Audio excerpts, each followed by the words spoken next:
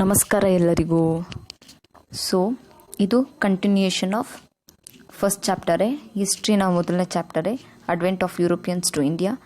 So ಮೊದಲನೇ ಪಾರ್ಟಲ್ಲಿ ನಾವು ಹೇಗೆ ಕಾನ್ಸ್ಟಾಂಟಿನೋಪಲ್ನ ಕ್ಯಾಪ್ಚರ್ ಮಾಡಿದ್ರು, ಹೊಸ ರೂಟ್ ಇಂಡಿಯಾಗೆ ಬಂತು ಅಂತ ನೋಡಿದ್ವಿ. ಎರಡನೇ ಚಾಪ್ಟ್ರಲ್ಲಿ ಯಾರ್ಯಾರೆಲ್ಲ ನಮ್ಮ ಇಂಡಿಯಾಗೆ ಬಂದರು ಅಂತ ನೋಡಿದ್ವಿ. ಮೂರನೇ ಪಾರ್ಟಲ್ಲಿ ಯಾವೆಲ್ಲ ಕರ್ನಾಟಿಕ್ ವಾರ್, 3 ಕರ್ನಾಟಿಕ್ ವಾರ್ನ ನೋಡಿದ್ವಿ, ಯಾರ ಮಧ್ಯೆ ನಡೀತು ಅಂತ ನೋಡಿದ್ವಿ.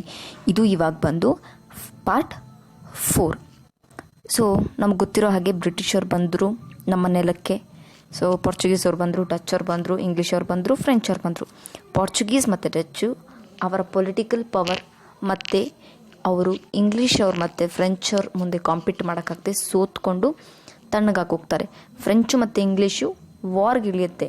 ಅಂದರೆ ಡೈರೆಕ್ಟಾಗಿ ಅಲ್ಲ, ಇಂಡೈರೆಕ್ಟಾಗಿ ನಮ್ಮ ಲೋಕಲ್ ರೂಲರ್ಸ್ ಯಾರಿರ್ತಾರೆ ಅವ್ರಿಗೆ ಸಹಾಯ ಮಾಡುವ ಮೂಲಕ ಅವ್ರ ಮಧ್ಯೆ ಯುದ್ಧ ನಡೆಯುತ್ತೆ. ಸೊ ಅದರಿಂದಾಗಿ ಏನಾಗುತ್ತೆ, 3 ಕರ್ನಾಟಿಕ್ ವಾರ್ ನಡೆಯುತ್ತೆ. ನಂತರ ಏನಾಗುತ್ತೆ ಅಂತ ಇವಾಗ ನೋಡೋಣ. The British rule in India. After gaining political control over south India, the British try to gain control over the rich Bengal province in the later part of 18th century.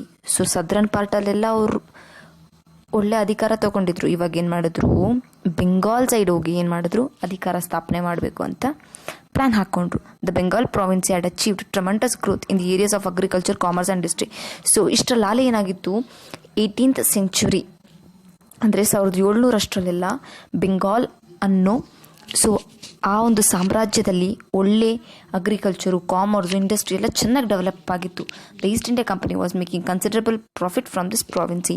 So East India ಕಂಪನಿಗೆ ಎಲ್ಲಿಂದ ಜಾಸ್ತಿ ಆದಾಯ ಸಿಗ್ತಾಯಿತ್ತು, ಈ ಬೆಂಗಾಲ್ ಪ್ರಾವಿನ್ಸಿಂದಲೇ ಜಾಸ್ತಿ ಆದಾಯ ಸಿಗ್ತಾಯಿತ್ತು. The ದಸ್ತಕ್ಸ್ ಅಂದರೆ ಲೈಸೆನ್ಸ್. ದಸ್ತಕ್ಸ್ ಅಂದರೆ licence issued by the Mughal ruler Farrukh Siyar were the main reasons for this. So ಇಲ್ಲೇನು ಮಾಡ್ತಾಯಿದ್ರು, ಈಸಿಯಾಗಿ ಲೈಸೆನ್ಸ್ನ ಕೊಡ್ತಾಯಿದ್ರು. ದಸ್ತಕ್ಸ್ ಅಂದರೆ ಲೈಸೆನ್ಸು. ಯಾರು, ಮುಘಲ್ ರೂಲರ್ ಫರೂಕ್ ಸಯ್ಯರ್. ಆನಂತರ ಏನಾಗುತ್ತೆ, ಈ ದಸ್ತಕ್ಸ್ನವ್ರು ಏನು ಮಾಡ್ತಾರೆ, ಮಿಸ್ಯೂಸ್ ಮಾಡ್ಕೊಳ್ತಾರೆ. ಸೊ ಒಬ್ಬೊಬ್ರು ಏನು ಮಾಡ್ತಾರೆ, ಮಿಸ್ಯೂಸ್ ಮಾಡ್ಕೊಳ್ಳೋಕ್ಕೆ ಸ್ಟಾರ್ಟ್ ಮಾಡ್ತಾರೆ. ಇದರಿಂದ ಏನಾಗುತ್ತೆ, ಹ್ಯೂಜ್ ಲಾಸ್. ಸೊ ಬೆಂಗಾಲ್ ಗವರ್ನಮೆಂಟ್ಗೆ ಏನಾಗುತ್ತೆ, ತುಂಬ ಲಾಸ್ ಆಗೋದಕ್ಕೆ ಸ್ಟಾರ್ಟ್ ಆಗುತ್ತೆ. All nawabs from Murshid Ali Khan to Ali Vardi Khan opposed such misuse. So ಈ ನವಾಬ್ಸ್ ಎಲ್ಲ ಏನು ಮಾಡ್ತಾರೆ, ಏಂತಕ್ಕೆ ಮಿಸ್ಯೂಸ್ ಮಾಡ್ಕೊಳ್ತಾ ಇದ್ದಾರೆ ಅಂತ ಅಪೋಸ್ ಮಾಡೋದಕ್ಕೆ ಸ್ಟಾರ್ಟ್ ಮಾಡ್ತಾರೆ. This less to confrontation between the nawabs and the company. So company ವಿರುದ್ಧ ಈ ನವಾಬ್ಗಳು ಎದ್ದು ನಿಂತಾಗ ಏನಾಗುತ್ತೆ, ಅವ್ರ ಮಧ್ಯ ಮಾತಿನಲ್ಲೇ ಸ್ವಲ್ಪ ಜಗಳ ಆಗೋದಕ್ಕೆ ಸ್ಟಾರ್ಟ್ ಮಾಡುತ್ತೆ. ಆವಾಗ ಏನಾಗುತ್ತೆ, this resulted in 2 crucial wars which charted a decisive course to Indian history. So ಇದರಿಂದಾಗಿ ಯಾವಾಗ ಅಪೋಸ್ ಮಾಡೋದಕ್ಕೆ ಸ್ಟಾರ್ಟ್ ಮಾಡಿದ್ರು, ಇದರಿಂದಾಗಿ ಈ ಮಾತುಗಳೇನು ಮಾಡ್ತೀರು, ದೊಡ್ಡ ಯುದ್ಧಕ್ಕೆ ದಾರಿ ಮಾಡಿಕೊಡುತ್ತೆ. ಸೊ ಇದರಿಂದಾಗಿ ನಮ್ಮ ಇಂಡಿಯನ್ ಪಾಲಿಟಿಕಲ್ ಸಿಸ್ಟಮ್ ಆಗಿ ತುಂಬ ಕೆಳಗಡೆ ಬಂದುಬಿಡುತ್ತೆ. ಹಿಸ್ಟ್ರಿಯಲ್ಲೇ ಇದು ತುಂಬ ಒಂದು ಹೀನವಾಗಿ ಒಂದು ಘಟನೆ ನಡೆಯುತ್ತೆ. Plassey and Buxar for those 2 wars. ಯಾವ ಒಂದು ವಾರ್ಗಳಂದರೆ ಬ್ಯಾಟಲ್ ಆಫ್ ಪ್ಲಾಸಿ ಮತ್ತು ಬ್ಯಾಟಲ್ ಆಫ್ ಬಕ್ಸಾರ್. ದಸ್ತಕ್ ಅಂದ್ರೇನು, ಈ licence that can ensure anyone to import and export without paying any tax and transport goods anywhere. So ದಸ್ತಕ್ಸ್ ಅಂದ್ರೇನು, ನಾನು ಹೇಗಾದರೂ ಇಂಪೋರ್ಟ್ ಮಾಡ್ಕೋಬೋದು, ಹೇಗಾದರೂ ಎಕ್ಸ್ಪೋರ್ಟ್ ಮಾಡ್ಕೋಬೋದು, ಯಾವುದೇ ಟ್ಯಾಕ್ಸನ್ನು ಕಟ್ಟೋ ಹಾಗೆ ಇಲ್ಲ. ಗೂಡ್ಸ್ ಎಲ್ಲಿಂದಾದರೂ ಕಳಿಸ್ಕೊಡ್ಬೋದು. ಇದರಿಂದಾಗಿ ಈ ದಸ್ತಕ್ಸ್ನ ಏನು ಮಾಡ್ತಾರೆ, ಆ ಕಂಪನಿ, ಈಸ್ಟ್ ಇಂಡಿಯಾ ಕಂಪನಿಯವರು ಮಿಸ್ಯೂಸ್ ಮಾಡ್ಕೊಂಡಾಗ ಬೆಂಗಾಲ್ ಗವರ್ನಮೆಂಟ್ ಏನು ಮಾಡುತ್ತೆ, ಅಪೋಸ್ ಮಾಡುತ್ತೆ. ಇದರಿಂದಾಗಿ ಅವರು 2 ಯುದ್ಧಗಳನ್ನ ಮಾಡಬೇಕು ಅಂದ್ಕೊಳ್ತಾರೆ. ಅದೇ ಬ್ಯಾಟಲ್ ಆಫ್ ಪ್ಲಾಸಿ ಮತ್ತು ಬ್ಯಾಟಲ್ ಆಫ್ ಬಕ್ಸ್. ಸೊ ಮುಂದೆ ಏನಾಗುತ್ತೆ ನೋಡೋಣ. ಬ್ಯಾಟಲ್ ಆಫ್ ಪ್ಲಾಸಿ ಯಾವ ಇಯರಲ್ಲಿ ಇದು ನಡೆಯುತ್ತೆ ಅಂದರೆ 1757. ಸೊ 1757ರಲ್ಲಿ ಬ್ಯಾಟಲ್ ಆಫ್ ಪ್ಲಾಸಿ ನಡೆಯುತ್ತೆ. ಕಾರಣಗಳೇನು ಅಂತ ನೋಡೋಣ. Alivardi Khan the nawab of Bengal died in 1756. 1756ರಲ್ಲಿ ನವಾಬ್ ಆಫ್ ಬೆಂಗಾಲ್ ಆಗಿದ್ದ ಅಲಿವರ್ದಿ ಖಾನ್ ಅವರು ಸತ್ತೋಗ್ತಾರೆ. ಇದರಿಂದಾಗಿ ಏನು ಮಾಡ್ತಾರೆ, ಇವರ ಮೊಮ್ಮಗನಾದ ಸಿರಾಜುದ್ದೌಲನ ಏನು ಮಾಡ್ತಾರೆ, ಸೊ ರಾಜನಾಗಿ ಅವ್ರು ಏನು ಮಾಡ್ತಾರೆ, ಆಯ್ಕೆ ಮಾಡ್ತಾರೆ. The Plassey battle took place between the young nawab Sirajuddaulah and the British in the year 1757. So ಈ ಬ್ಯಾಟಲ್ ಆಫ್ ಪ್ಲಾಸಿ ಯಾರ ಮಧ್ಯೆ ನಡೆಯುತ್ತೆ, ಸಿರಾಜುದ್ದೌಲಾ, ನವಾಬ್ ಆಫ್ ಬೆಂಗಾಲ್, ಅವ್ನು ಇವಾಗ ಪಾಪ ಬಂದಿದ್ದು ಅಧಿಕಾರಕ್ಕೆ, ಮತ್ತು ರಾಬರ್ಟ್ ಕ್ಲೈವ್, ಅದು ಬ್ರಿಟಿಷ್. ಈ ಇಬ್ಬರ ಮಧ್ಯೆ ಏನಾಗುತ್ತೆ, ಯುದ್ಧ ನಡೆಯುತ್ತೆ. ರೀಸನ್ಸ್ ಏನಂದರೆ, ಫಸ್ಟು ರೀಸನ್ಸ್ ಬಂದು ಮಿಸ್ಯೂಸ್ ಆಫ್ ದಸ್ತಕ್ಸ್. ಸೊ ದಸ್ತಕ್ಸ್ ಅಂದ್ರೇನು, ಆ ಲೈಸೆನ್ಸ್ ಕೊಟ್ಟಿರ್ತಾರೆ, ಹೇಗೆ ಬೇಕು ಅವರು ಇಂಪೋರ್ಟ್ ಎಕ್ಸ್ಪೋರ್ಟ್ನ ಗೂಡ್ಸ್ನ ಮಾಡಬೇಕು, ಇಲ್ಲಿಂದ್ರದ್ದು ಇಲ್ಲಿಗೆ. ಅದನ್ನು ಏನು ಮಾಡ್ಕೊಳ್ತಾ ಇರ್ತಾರೆ, ಬ್ರಿಟಿಷ್ ಅವರು ಮಿಸ್ಯೂಸ್ ಮಾಡ್ಕೊಳ್ತಾ ಇರ್ತಾರೆ. ನಂತರ ಏನಾಗುತ್ತೆ, mending of the fort without permission. ಅವರ ಫೋರ್ಟ್ಗಳನ್ನ ಪರ್ಮಿಷನ್ ಇಲ್ಲದೆ ಇವರು ಯೂಸ್ ಮಾಡ್ಕೊಳ್ತಾ ಇರ್ತಾರೆ. The British repaired the court of Calcutta and placed cannons in them. Sirajuddaulah order to remove the cannons from the court, but the British refuse to do this. So ಯಾವುದೋ ಒಂದು ಕೋರ್ಟ್ನ ಇವರು ಅದನ್ನೆಲ್ಲ ಕ್ಲೀನ್ ಮಾಡಿಸ್ಕೊಂಡು ಅವರ ವಸ್ತುಗಳನ್ನ ಅಲ್ಲಿ ಇಟ್ಕೊಳಕ್ಕೆ ಮಾಡ್ತಾರೆ. ಅವಾಗ ಸಿರಾಜುದ್ದೌಲಾ ಏನು ಮಾಡ್ತಾರೆ, ಅಪೋಸ್ ಮಾಡ್ತಾರೆ. ಅವ್ರು ಹೇಳ್ತಾರೆ ಆ ಕೆನನ್ಸ್ನೆಲ್ಲ ರಿಮೂವ್ ಮಾಡಬೇಕಂತ. ಆದರೆ ಬ್ರಿಟಿಷ್ ಅವ್ರು ಏನು ಮಾಡ್ತಾರೆ, ರಿಫ್ಯೂಸ್ ಮಾಡ್ತಾರೆ. So mending of fort without permission. Next one ಏನು, ಬ್ಲ್ಯಾಕ್ ರೂಮ್ ಟ್ರಾಜಿಡಿ. ಇದು ಕೂಡ ಒಂದು ಮುಖ್ಯವಾದ ಕಾರಣ. ಏನಾಗುತ್ತೆ ಅಂದರೆ, Sirajuddaulah conquered the Fort William. So Fort William ಯಾರ್ದು, ಇಂಗ್ಲೀಷ್ ಅವ್ರದ್ದು. ಇದನ್ನು ಯಾರು ಕ್ಯಾಪ್ಚರ್ ಮಾಡ್ತಾರೆ, ಸಿರಾಜುದ್ದೌಲಾ ಕ್ಯಾಪ್ಚರ್ ಮಾಡ್ತಾನೆ. ಅಲ್ಲಿದ್ದ 146 ಇಂಗ್ಲೀಷ್ ಮೆನ್ನ ಏನು ಮಾಡ್ತಾನೆ, ಅವನು ಒಂದು ಸ್ಮಾಲ್ ರೂಮ್, ಆ ಫೋರ್ಟಲ್ಲಿದ್ದ ಒಂದು ಸ್ಮಾಲ್ ರೂಮಲ್ಲಿ ಕೂಟ್ ಹಾಕ್ತಾನೆ. ಅದರಲ್ಲಿ 123 ಜನ ಏನಾಗ್ತಾರೆ, ಸತ್ತು ಹೋಗ್ತಾರೆ. This is called a black room tragedy. So fort ವಿಲಿಯಮ್ಮಲ್ಲಿ 146 ಜನ ಇಂಗ್ಲೀಷ್ ಮೆನ್ನ ಏನು ಮಾಡ್ತಾನೆ, ಸಿರಾಜುದ್ದೌಲಾ ಕೂಡ ಹಾಕ್ತಾನೆ. ಅದರಲ್ಲಿ ಏನು ಮಾಡ್ತಾನೆ, 123 ಜನ ಅಲ್ಲೇ ಸತ್ತು ಹೋಗ್ತಾರೆ. ಅದಕ್ಕೇನ ಇದನ್ನೇನಂತ ಕರೀತಾರೆ, ಬ್ಲ್ಯಾಕ್ ರೂಮ್ ಟ್ರಾಜಿಡಿ. ಸೊ ಈ 3 ವಿಷಯಗಳು, ಯಾವುದು, ದಸ್ತಕ್ಸ್ನ ಮಿಸ್ಯೂಸ್ ಮಾಡಿಕೊಂಡ್ರು, ಆ ಫೋರ್ಟನ್ನ ಅವ್ರು ಯೂಸ್ ಮಾಡಿಕೊಂಡ್ರು, mending of the fort without permission ಇಲ್ಲದೆ ಫೋರ್ಟ್ನ ಯೂಸ್ ಮಾಡಿಕೊಂಡ್ರು, ಆಮೇಲೆ ಬ್ಲ್ಯಾಕ್ ರೂಮ್ ಟ್ರಾಜಿಡಿ. ಇವೆಲ್ಲ ಏನು ಮಾಡ್ತವೆ, ರಾಬರ್ಟ್ ಕ್ಲೈವ್ಗೆ ತುಂಬ. ನಂತರ ಏನಾಗುತ್ತೆ ಅಂದರೆ, Robert Clive attracted rich locals like Manik Chand, Omi Chand, Jagat Seth and others towards him. He was successful in convincing Mir Jafar, the military head of Sirajuddaulah, to stay neutral in the battle of offering him the post of Nawab of Bengal. ಇಲ್ಲಿ ಏನು ಮಾಡ್ತಾರೆ, ಈ Robert Clive, ಈ ವ್ಯಕ್ತಿಗಳೆಲ್ಲ ಮಾಡಿದ್ದೇ ಇದೇ ಕೆಲಸ. ನಮ್ಮ local people ಯಾರಿದ್ರು ಅವ್ರಿಗೆ ಏನೋ ಒಂದು ಆಸೆ ತೋರಿಸಿ ಅವ್ರು ಏನು ಮಾಡ್ತಾರೆ, ಅವ್ರ ಕಡೆ ಇಳ್ಕೊಬಿಡ್ತಾರೆ. ಅದೇ ಕೆಲಸ ಇಲ್ಲೂ ಆಗಿರೋದು. ಇಲ್ಲಿ ಈ ರಾಬರ್ಟ್ ಕ್ಲೈವ್ ಯಾರನ್ನೆಲ್ಲ ಇದು ಮಾಡ್ತಾನೆ, ಮನೀಕ್ ಚಂದ್ ಅನ್ನೋ ವ್ಯಕ್ತಿನ, ಓಮಿ ಚಂದ್ ಅನ್ನೋ ವ್ಯಕ್ತಿನ, Jagat Seth and others towards him, ಅವನ ಕಡೆ ಏನು ಮಾಡ್ತಾರೆ, ಅಟ್ರಾಕ್ಟ್ ಮಾಡ್ಕೊಬಿಡ್ತಾರೆ. ಆಮೇಲೆ ಇನ್ನೊಂದು ಇಂಪಾರ್ಟೆಂಟ್ ಆಗಿ ಯಾರು, ಮಿರ್ ಜಫರ್ ಅನ್ನೋ ವ್ಯಕ್ತಿನ, ಆಯಿತಾ, ಅವನು ಯಾರು, ಮಿಲಿಟ್ರಿಗೆ ಹೆಡ್ ಆಗಿದ್ದ. ಸಿರಾಜುದ್ದೌಲಾ ಅವರ ಪ್ರಾವಿನ್ಸಿಯಲ್ಲಿ ಮಿಲಿಟ್ರಿಗೆ ಹೆಡ್ ಆಗಿದ್ದ ಯಾರು, ಮಿರ್ ಜಫರ್. ಅವನಿಗೆ ಅಧಿಕಾರದ ಆಸೆನ ತೋರಿಸಿ ಅವ್ರ ಕಡೆ ಇಳ್ಕೊಂಡು ಬಿಡ್ತಾರೆ. Encouraged by these developments, Robert Clive declared war against Sirajuddaulah in 1757. So ಇವೆಲ್ಲ ಸೂಕ್ಷ್ಮತೆಗಳನ್ನ ಅಬ್ಸರ್ವ್ ಮಾಡಿ ರಾಬರ್ಟ್ ಕ್ಲೈವ್ 1757ರಲ್ಲಿ ಸಿರಾಜುದ್ದೌಲಾ ಮೇಲೆ ಏನು ಮಾಡ್ತಾರೆ, ವಾರ್ನ ಅನೌನ್ಸ್ ಮಾಡ್ತಾರೆ. Everything went according to the plan of the Clive. So Robert Clive ಹೇಗೆ ಪ್ಲಾನ್ ಮಾಡಿದ್ರು ಎಲ್ಲವೂ ಅದೇ ರೀತಿಯಲ್ಲಿ ನಡೆಯುತ್ತೆ. Sirajuddaulah who tried to escape from the battlefield what captured and killed. So Sirajuddaulah ಏನು ಮಾಡ್ತಾರೆ, ಕಿಲ್ ಮಾಡಿಬಿಡ್ತಾರೆ. ನಂತರ ಈ ವಾರಿಂದ ಏನೆಲ್ಲ ಆಗುತ್ತೆ ಅನ್ನೋದು outcomes. This war brought out the immorality, lack of unity among the Indians and the greed of Indian businessmen. Immorality, ಮಾರಲ್ಲೇ ಇರಲಿಲ್ಲ ಅದರಲ್ಲಿ. ಲ್ಯಾಕ್ ಆಫ್ ಯೂನಿಟಿ, ಯಾರಲ್ಲಿ ಹೊಂದಾಣಿಕೆ ಇರಲೇ ಇಲ್ಲ. And the Indians, among the Indians, and the greed of Indian businessmen. So ನಮ್ಮ ಇಂಡಿಯನ್ನಲ್ಲಿ businessmens ಇದ್ದರು, ಅವರ ಆಸೆಯಿಂದ ಈ ಯುದ್ಧ ಆಯಿತು. Mir Jafar became the nawab of Bengal. ಅವನಿಗೆ ಆಸೆ ತೋರಿಸಿ ಇವರು ಯುದ್ಧ ಮಾಡಿದ್ರು. ಸೊ ಗೆದ್ದ ಮೇಲೆ ಏನು ಮಾಡಬೇಕು, ಮಾತು ಕೊಟ್ಟಂತೆ ಅವ್ರು ಏನು ಮಾಡಿದ್ರು, ಮಿರ್ ಜಾಫರ್ನ ನವಾಬ್ ಆಫ್ ಬೆಂಗಾಲ್ ಆಗಿ ಮಾಡಿದ್ರು. The company gained exclusive rights to trade in Bengal. So ಅವರಿಂದನೇ ಅವನು ಆಗಿರೋದ್ರಿಂದ ಅವ್ರು ಏನು ಹೇಳಿದ್ರು ಅವ್ನು ಕೇಳಬೇಕಾಗಿತ್ತು. ಸೊ ಎಲ್ಲ ಪವರ್ನು ಯಾರು ಮಾಡ್ತಾರೆ, ಇಂಗ್ಲೀಷ್ ಅವರು ಗೇನ್ ಮಾಡ್ಕೊಳ್ತಾರೆ ಟ್ರೇಡ್ದು. Mir Jafar had to pay rupees 17 crores and 70 lakhs to Sirajuddaulah as war indemnity for the attack of Fort William. So ಏನಾಗಿತ್ತು, ಮಿರ್ ಜಫರ್ ಇವಾಗ ಬ್ರಿಟಿಷ್ ಅವ್ರಿಗೆ 17 crore and 70 lakhs ಪೇ ಮಾಡಬೇಕಿತ್ತು. ಏನಕ್ಕೆ, ಸಿರಾಜುದ್ದೌಲಾ ಫೋರ್ಟ್ ವಿಲಿಯಮ್ನ ಅಟ್ಯಾಕ್ ಮಾಡಿ ಧ್ವಂಸ ಮಾಡಿದ್ರಿಂದ ಮಿರ್ ಜಫರ್ ಬ್ರಿಟಿಷ್ ಅವ್ರಿಗೆ ಏನು ಮಾಡಬೇಕು, ದುಡ್ಡನ್ನ ಕಟ್ಟಬೇಕಿತ್ತು. In a nutshell, Mir Jafar became a victim of the company and its employees. So ಇವ್ರು ಏನಾಯಿತು, ಮಿರ್ ಜಫರ್ ನವಾಬ್ ಆಫ್ ಬೆಂಗಾಲ್ ಆದ, ಕೈಯಲ್ಲೇ ಅಧಿಕಾರ ಇದ್ದರು. ಎಲ್ಲವನ್ನು ಯಾರು ನೋಡ್ಕೊಳ್ತಾ ಇದ್ರು? ಬ್ರಿಟಿಷರು ನೋಡ್ಕೊಳ್ತಾ ಇದ್ರು. ಇದರಿಂದ ಏನಾಯಿತು, ಏನೇ ಬ್ರಿಟಿಷರು ಮಾಡಿದ್ರು ಅದಕ್ಕೆ ಹೊಣೆ ಯಾರಾಗಿರ್ತಾ ಇದ್ರು? ಮಿರ್ ಜಾಫರ್.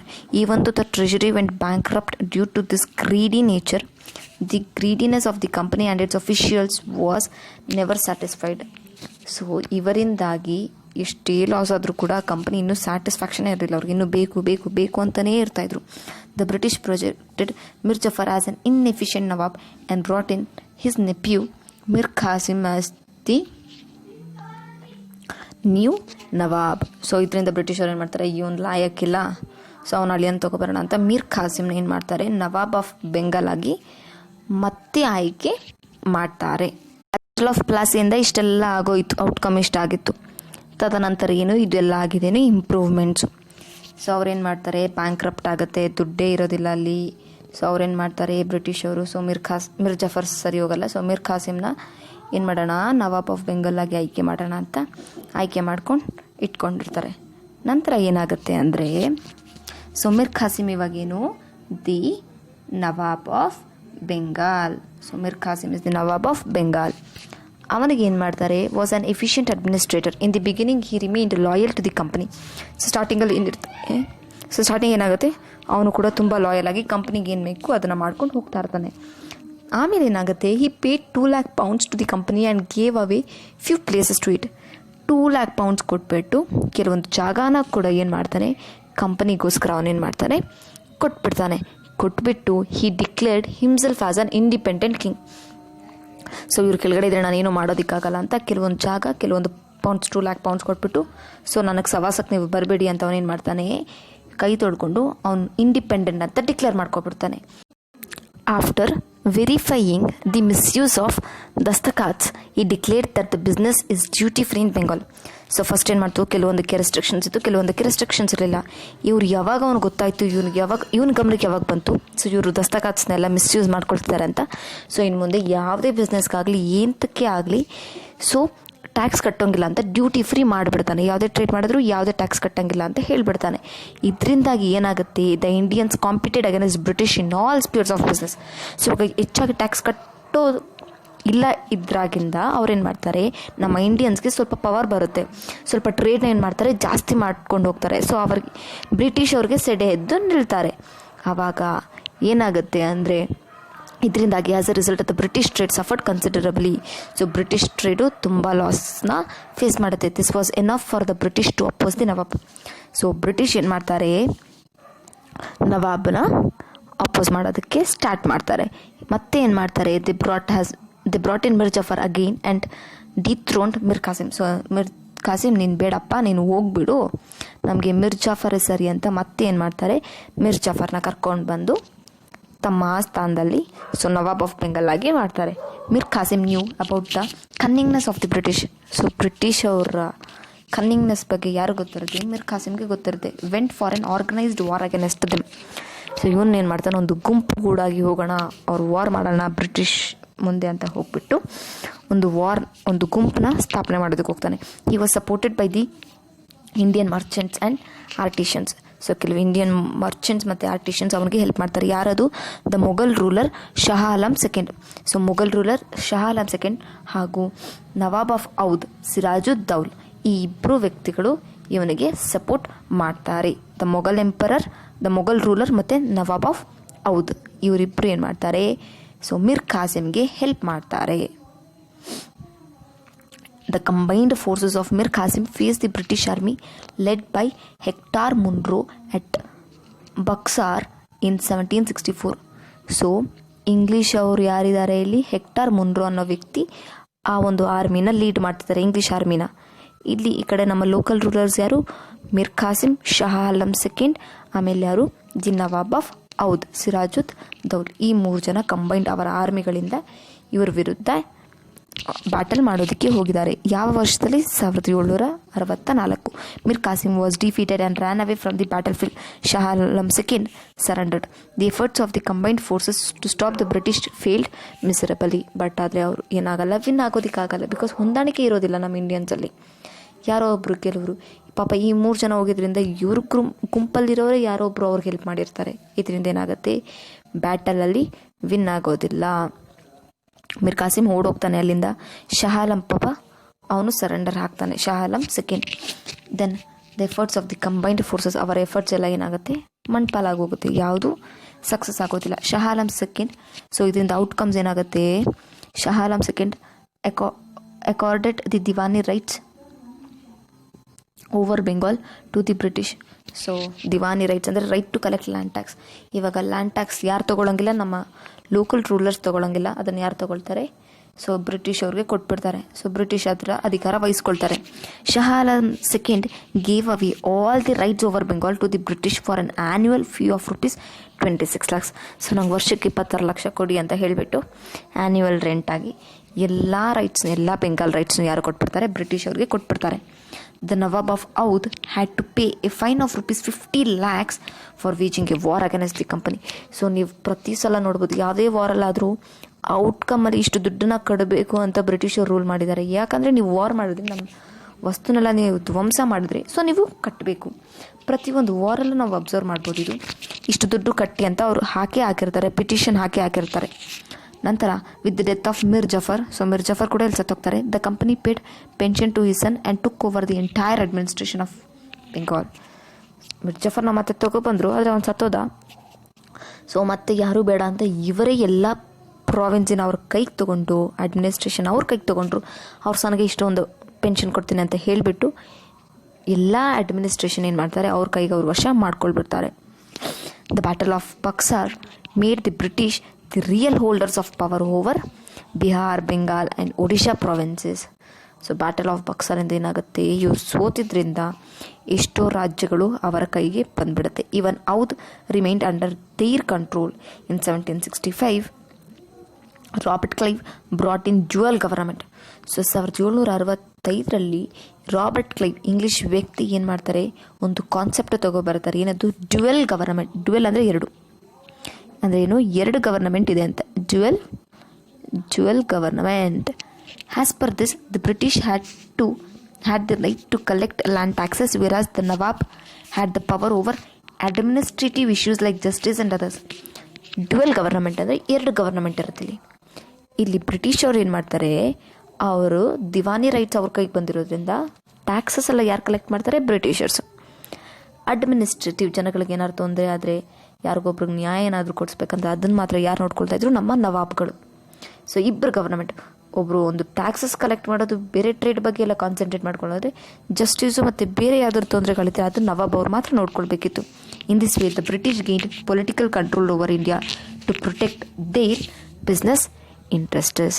ಸೊ ಏನೊಂದು ವ್ಯಾಪಾರಕ್ಕಾಗಿ ಬಂದವರು ಹೇಗೆ ಒಂದೇ ಸ್ಥಳನ ಕ್ಯಾಪ್ಚರ್ ಮಾಡ್ಕೊಳ್ತಾ ಪೊಲಿಟಿಕಲ್ ಪವರ್, ಎಲ್ಲ ಪೊಲಿಟಿಕಲ್ ಪವರ್ ಏನು ಮಾಡ್ತಾರೆ, ಅವರ ಕೈ ವಶ ಮಾಡ್ಕೊಂಡ್ಬಿಡ್ತಾರೆ ಬ್ರಿಟಿಷ್ ಅವರು. ಇದಿಷ್ಟು ಮೊದಲನೆಯ ಪಾಠ.